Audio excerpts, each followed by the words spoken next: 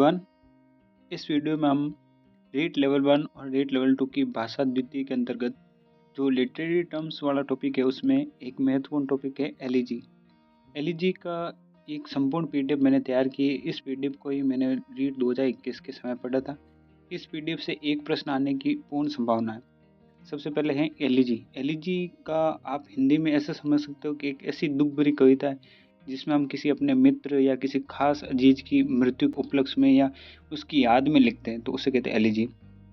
Elegy is a formal lyrical poem, यानी एक औपचारिक गाने योग्य पोएम होती है। An elegy is a poetic form that express. Elegy एक पोइटिक फॉर्म है जो एक्सप्रेस करती है। क्या क्या एक्सप्रेस करती है? पहला सोरो। ये अंग्रेजी के 3 वर्ड है, इनको याद कर लेना। इनके प्रश्न है जैसे जैसे आएगा कि निम्न में से कौन सा एलिजी का भाग नहीं है। Elegy is a poetic form that express सोरो, यानी एक ऐसी कविता होती है जो अपने दुख को प्रकटित करती है। और lamentation typically for someone who has died, यानी जिसकी मृत्यु होगी उसकी याद में हम इसको लिखते हैं। इट इज़ रिफ्लेक्टिव एंड मेलेनकोलिक, यानी ये उदास प्रवृत्ति की एक कविता होती है, मेलेनकोलिक टाइप की। Poem that often conveys deep emotion, यानी ये गहरे विचारों से युक्त, गहरे भावों से युक्त होती है। अबाउट लॉस, यानी किसी की खोने पर। डेथ एंड मॉरलिटी, किसी नैतिक व्यक्ति या किसी नैतिकता, किसी मृत्यु के ऊपर ये लिखी जाती है।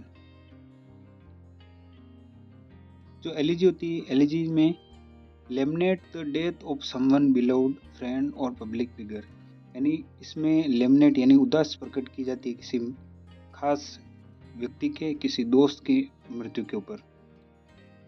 टाइप ऑफ एलिजी, यानी एलिजी के प्रकार। एलिजी के 3 प्रकार होते हैं। पहला है personal elegy. Personal elegy focus on the death of individual close to the poet, यानी किसी कवि के खास व्यक्ति की याद में ये लिखी जाती है, इसलिए इसको कहा जाता है पर्सनल एलिजी। इसका एग्जाम्पल है इन मेमोरियम। ये लिखी गई थी अल्फ्रेड लॉर्ड टेनिसन द्वारा लिखी गई थी इन मेमोरियम। और पर्सनल एलिजी किसी पर्सनल व्यक्ति या किसी क्लोज व्यक्ति के लिए लिखी जाती है। एलिजी का दूसरा टाइप है pastoral elegy. Uses rural imaginary and setting to माउंट द डेथ ऑफ समवन।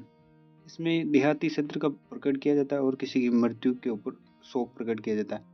और इसका उदाहरण है जॉन मिल्टन द्वारा लिखी गई लिसिडस। ये लिसिडस एलिजी है, जॉन मिल्टन द्वारा लिखी गई थी। ये पेस्टोरल एलिजी का उदाहरण है। तीसरी और महत्वपूर्ण एलिजी है public elegy. Public elegy is written to mourn a public figure, यानी किसी सार्वजनिक व्यक्ति के व्यक्तित्व के ऊपर लिखी जाती इवेंट। और इसका एग्जाम्पल है एलिजी फॉर महात्मा गांधी, यानी महात्मा गांधी के ऊपर एलिजी लिखी गई थी, टी.एस. इलियट के द्वारा लिखी गई थी एलिजी फॉर महात्मा गांधी। ये पब्लिक एलिजी कहलाती है, यानी किसी पब्लिक पर्सन के ऊपर जो एलिजी लिखी जाती है उसे कहते हैं पब्लिक एलिजी। अब कुछ एलिजी की बुकें हैं, उनके एग्जाम्पल देखेंगे। पहले हैं elegy written in a country churchyard by Thomas grey.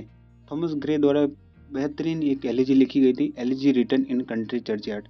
दूसरी मिल्टन द्वारा लिखी गई थी लिसिडस। तीसरी थ्राइसिस लिखी गई थी मैथ्यू अर्नोल्ड द्वारा थ्राइसिस। एलिजी की विशेषता है इसमें जो टोन का प्रयोग किया जाता है वो सोम्बर, रिफ्लेक्टिव और मेलेनकोलिक होता है, यानी उदास प्रवृत्ति का और किसी व्यक्ति के ऊपर प्रकाश डालने का होता है।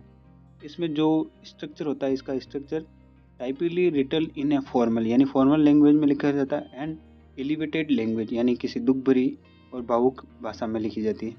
में have a clear progression form, यानी एक क्लियर प्रोग्रेशन के रूप में लिखी जाती है। और इसमें लेमिनेटेशन टू कंसोलिडेशन और एक्सेप्टेंस का प्रयोग किया जाता है। अब जो एलिजी होती है, इस एलिजी में सब्जेक्ट मैटर क्या होता है? इसमें महत्वपूर्ण सब्जेक्ट मैटर होता है लॉस और डेथ ऑफ ए पर्सन, यानी किसी व्यक्ति की मृत्यु या किसी व्यक्ति का खोने के ऊपर ये सब्जेक्ट मैटर लिखा जाता है। और इसमें नेचर और ए वे ऑफ लाइफ, यानी किसी जीवन के ऊपर एक प्रकाश डाला जाता है। Often reflect on human morality, यानी किसी व्यक्ति के नैतिक चरित्र के ऊपर यह प्रकाश डाली है। और जो एलिजी के ऊपर स्टेंजा लिखी जाती है, स्टेंजा क्या होता है कि एक 4 लाइन की पोइम होती है, उसे कहते हैं स्टेंजा। इसमें 4 लाइन का आयम्बिक पेंटामीटर का उपयोग किया जाता है और आयम्बिक पेंटामीटर के अंदर राइम का प्रयोग किया जाता है एबी एबी, यानी जो पीछे की साइड में हम हिंदी के अंदर जिसे हम कहते हैं कि जो छंद और पढ़ते हैं उसमें हम देखते हैं कि पीछे की साइड में तुक आते हैं, उसी तरह अंग्रेजी में इसमें एबी और एबी का प्रयोग किया जाता है।